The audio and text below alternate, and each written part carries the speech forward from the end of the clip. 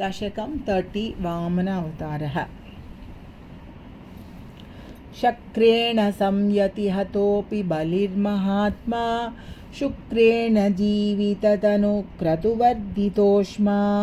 विक्रान्तिमान् भयनिलीनसुरां त्रिलोकीं चक्रे वशे स तव चक्रमुखात् अभीतः पुत्रार्तिदर्शनवशात् अदितिर्विषण्णा तं काश्यपं निजपतिं शरणं प्रपन्ना त्वत्पूजनं तदुदितं हि पयोव्रताख्यं सा द्वादशाहमचरत् त्वयि भक्तिपूर्णा तस्या वधौ त्वयि निलीनमतेरमुष्याः श्यामश्चतुर्भुजवपुः स्वयमाविरासीः नम्रां च तामिह भवत्तनयो भवेयं गोप्यं मदीक्षणमिति प्रलपन्नयासीः त्वं काश्यपे तपसि सन्निधत्तदानीं प्राप्तोऽसि गर्भमदिते प्रणुतो विधात्रा प्रासूत च प्रकटवैष्णवदिव्यरूपं साद्वादशी श्रवणपुण्यदिने भवन्तं पुण्याश्रमं तमभिवर्षति पुष्पवर्षैः हर्षाकुले सुरगणे कृततूर्यघोषे बद्ध्वाञ्जलिं जय जयेति नुतः पितृभ्यां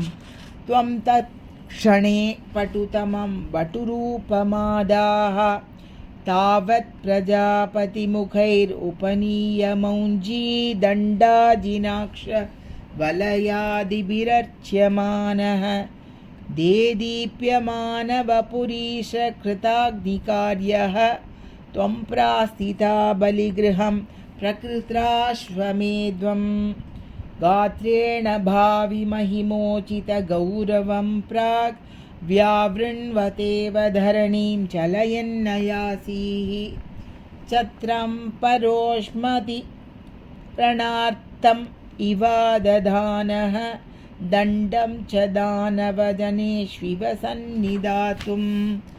तां नर्मदोत्तरतटे हयमेधशालाम् आसेदुषि त्वयि रुचा तव रुद्धनेत्रैः भास्वान् किमेष दहनोऽनु सनत्कुमारः योगीनुकोऽयमिति शुक्रमुखैः शशङ्के आनीतमाशु भृगुभिर्महसा विभूतैः त्वां रम्यरूपमसुरपुलकावृताङ्गः भक्त्या समेत्य सुकृती परिणिज्य पादौ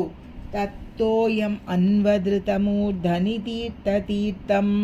प्रह्लादवंशजतया क्रतुभिर्द्विजेषु विश्वासतोऽनु तदिदं दितिजोऽपि लेभे यत्ते पदाम्बुगिरिशस्य शिरोभिलाल्यं सत्वं विभो गुरुपुरालयपालयेताः। श्रीकृष्ण शरणं मम गोपिका जीवनस्मरणं गोविन्द गोविन्द।